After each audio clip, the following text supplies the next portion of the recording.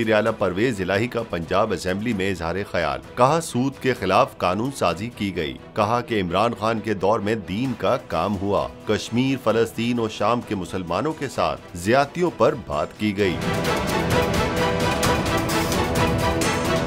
वज़ीर आला पंजाब ने कहा कि पहली जमात से BA तक मुफ्त तालीम और किताबें भी फ्री कर दी हैं। सरकारी स्कूल हों या यूनिवर्सिटियां हों, हमने दीनी तालीमात पर काम शुरू कर दिया है। सरकारी अस्पतालों की इमरजेंसी में मुफ्त अद्वियात दे रहे हैं। जो डॉक्टर्स इमरजेंसी में काम करेगा उसकी तनख्वाह 3 गुना कर देंगे।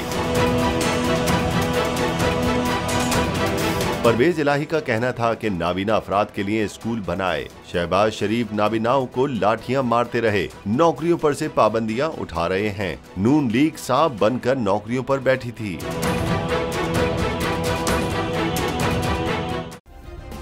सब्सक्राइब करें और बेल दबाएं ताकि कोई खबर रह न जाए।